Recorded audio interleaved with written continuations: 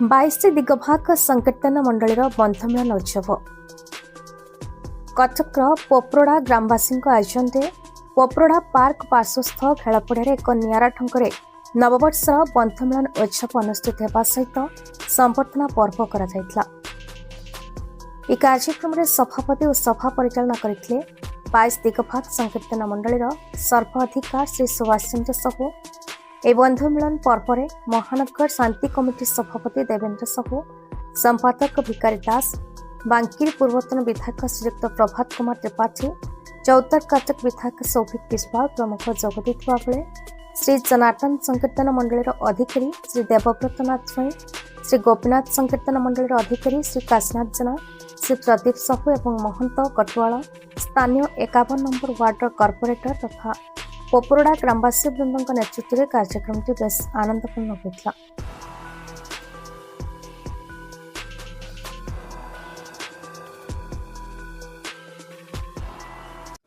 परिचय होची चावलियागंज अधिकारी श्रीयुक्त प्रदीप कुमार साहू। आज हूँ 22 दिगभाग तरफ बंधु मिलन आयोजन करथिबा पोपड़ार दुई अधिकारी एवं ग्रामवासी वृंद एवं पूजा कमिटीर सभापति संपादक में संकीर्तन भाई माने जो भाव में आज आमको एकाठी कर 22 दिगभाग तरफ एवं मो तरफ हार्दिक हार्दिक अभिनंदन ज्ञापन करुच्ची। जहाँ हो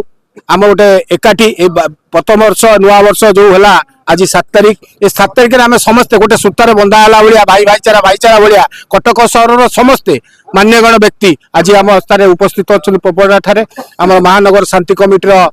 सभापति सम्मानीय देवेंद्र नाथ साहू महोदय, 72 संकीर्तन मंडलीर सभापति एवं सर्वाधिकारी देवेंद्र साहू महोदय अच्छी एवं महानगर शांति कमिटीर जे पूर्वतन विधायक अच्छा संपादक सम्मानीय प्रभात त्रिपाठी महोदय एवं आम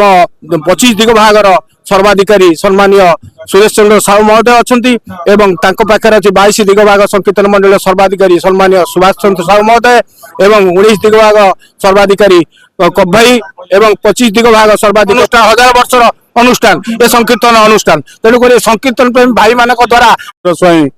पोपड़ा जनार्दन देवकर अधिकारी आज आम 22 दिगभाग तरफ एक बंधुमिलन कार्यक्रम अनुष्ठित होती आमर दिगभाग 22 दिगभाग और आम 72 दिगभाग सर्वाधिकारी 16 दिगभाग सर्वाधिकारी 19 दिगभाग सर्वाधिकारी 22 दिगभाग सर्वाधिकारी एवं 25 दिगभाग सर्वाधिकारी ता सहित मंडलधारी अधिकारी महंत कटुआल समस्ते आ सभ्यगण समस्त उपस्थित आमर ये बंधुमिलन कार्यक्रम बहुत शांति श्रृंखला सहित पालन करा समय से उपस्थित मु पोपड़ा ग्रामवासी तरफ हार्दिक अभिनंदन जनाइबा संगे पाखे ऋणी जेहेतु से आम गाँव को आज पाद पड़ी यहीपरि मोर ग्रामर 2 क्लब एवं पूजा कमिटीर समस्त सभ्य माने मन जो बंधुमिलन कार्य संपूर्ण भाव शांति श्रृंखला सहित परिचालना कर राकेश स्वयं 51 नंबर वार्ड कॉर्पोरेटर 22 दिगभाग संकीर्तन मंडली तरफ एठार एक बंधु मिलन कार्यक्रम कराई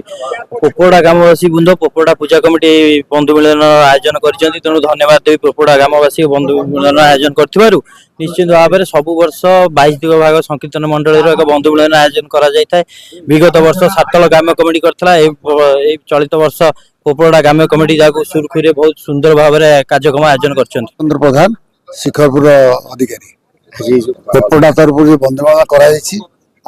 माल निश्चय भल आम समस्त खुशी एकत्रित आम भर जो बंधुभाव संपर्क से एकत्रित हम तेणु आम आज एकत्रित समस्त खुशी। कटक दामोदर बिरंग रिपोर्ट भारत न्यूज।